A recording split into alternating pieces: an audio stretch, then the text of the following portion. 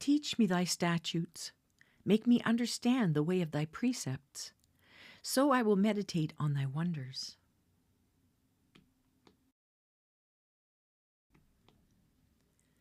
That if you confess with your mouth Jesus as Lord, and believe in your heart that God raised him from the dead, you will be saved. For with the heart a person believes, resulting in righteousness, and with the mouth he confesses, resulting in salvation. Romans 10, verses 9 and 10.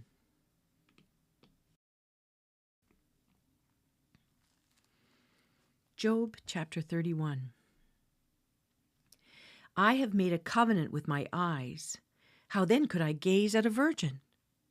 And what is the portion of God from above, or the heritage of the Almighty from on high? Is it not calamity to the unjust, and disaster to those who work on iniquity? Does he not see my ways and number all my steps? If I have walked with falsehood, and my foot has hastened after deceit, let him weigh me with accurate scales, and let God know my integrity.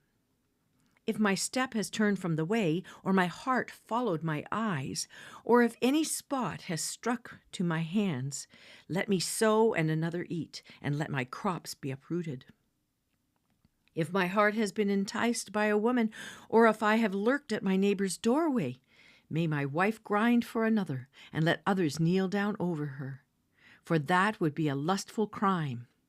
Moreover, it would be an iniquity punishable by judges. For it would be fire that consumes to Abaddon, and would uproot all my increase. If I have despised the claim of any of my male or female slaves when they filed a complaint against me, what then could I do when God arises? And when he calls me to account, what will I answer him? Did not he who made me in the womb make him, and in the same fashion one and another of us in the womb? If I have kept the poor from their desire, or have caused the eyes of the widow to fail, or have eaten my morsel alone, and the orphan has not shared it, but from my youth he grew up with me as with a father, and from infancy I guided her. If I had seen anyone perish for lack of clothing, or that the needy had no covering, if his loins have not thanked me, and if he has not been warned with the fleece of my sheep, if I have lifted up my hand against the orphan, because I saw I had support in the gate, let my shoulder fall from the socket, and my arm be broken off at the elbow. For calamity from God is a terror to me, and because of his majesty I can do nothing. If I have put my confidence in gold, and called fine gold my trust, if I have gloated because my wealth was great, and because my hand had secured so much, if I have looked at the sun when it shone, or the moon going in splendor, and my heart became secretly enticed, and my hand threw a kiss from my mouth, that too would have been an iniquity calling for judgment, for I would have denied God above. Have I rejoiced at the extinction of my enemy, or exulted when evil befell him? No, I have not allowed my mouth to sin by asking for his life in a curse. Have the men of my tent not said, who can find one who has not been satisfied with his meat? The alien has not lodged outside, for I have opened my doors to the traveler. Have I covered my transgressions like Adam by hiding my iniquity in my bosom? Because I feared the great multitude, and the contempt of families terrified me, and kept silent and did not go out of doors? Oh, that I had one to hear me! Behold, here's my signature. Let the Almighty answer me, and the indictment which my adversary has written. Surely I would carry it on my shoulder. I would bind it to myself like a crown. I would declare to him the number of my steps. Like a prince, I would approach him. If my land cries out against me, and its furrows weep together, if I have eaten its fruit without money, or have caused its owners to lose their lives, let briars grow instead of wheat, and stinkweed instead of barley. The words of Job are ended. Job chapter 32. Then these 3 men ceased answering Job, because he was righteous in his own eyes. But the anger of Elihu the son of Barachel the Buzite of the family of Ram burned against Job. His anger burned because he justified himself before God.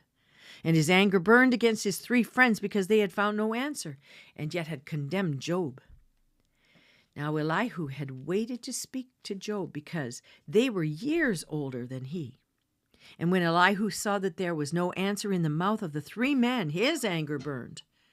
So Elihu the son of Barachel the Buzite spoke out and said, I am young in years, and you are old. Therefore I was shy and afraid to tell you what I think. I thought age should speak, and increased years should teach wisdom. But it is a spirit in man, and the breath of the Almighty gives them understanding.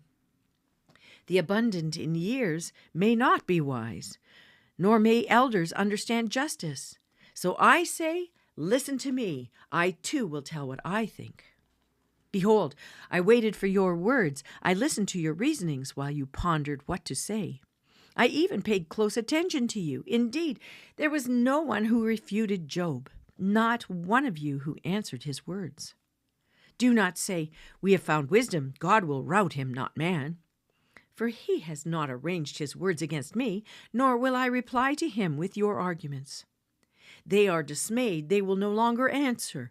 Words have failed them. Shall I wait because they do not speak, because they stop and no longer answer? I too will answer my share. I also will tell my opinion, for I am full of words. The spirit within me constrains me. Behold, my belly is like an unvented wine. Like new wineskins, it is about to burst. Let me speak that I may get relief. Let me open my lips to answer. Let me now be partial to no one, nor flatter any man. For I do not know how to flatter, else my Maker would soon take me away. Psalm 98, verses 1 through 3. A psalm. O sing to the Lord a new song, for he has done wonderful things. His right hand and his holy arm have gained the victory for him. The Lord has made known his salvation. He has revealed his righteousness in the sight of the nations. He has remembered his loving kindness and his faithfulness to the house of Israel. All the ends of the earth have seen the salvation of our God. Proverbs chapter 23, verses 17 and 18. Do not let your heart envy sinners, but live in the fear of the Lord always. Surely there is a future, and your hope will not be cut off. 1 Corinthians chapter 2, verses 1 through 16.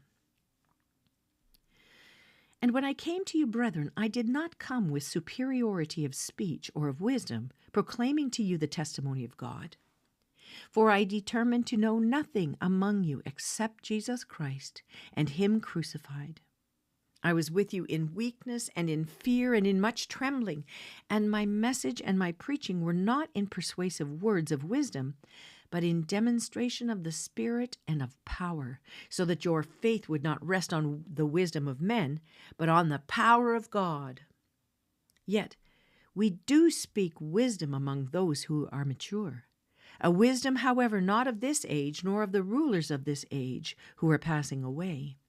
But we speak God's wisdom in a mystery, the hidden wisdom which God predestined before the ages to our glory, the wisdom which none of the rulers of this age has understood. For if they had understood it, they would not have crucified the Lord of glory.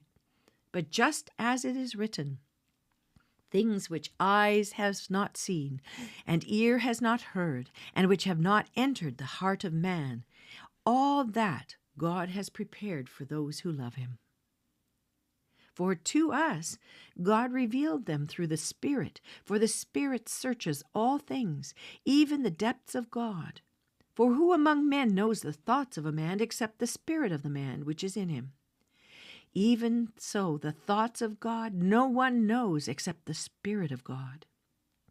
Now we have received not the spirit of the world, but the Spirit who is from God, so that we may know the things freely given to us by God, which things we also speak, not in words taught by human wisdom, but in those taught by the Spirit, combining spiritual thoughts with spiritual words. But a natural man does not accept the things of the Spirit of God, for they are foolishness to him, and he cannot understand them, because they are spiritually appraised. But he who is spiritual appraises all things, yet he himself is appraised by no one. For who has known the mind of the Lord, that he will instruct him? But we have the mind of Christ.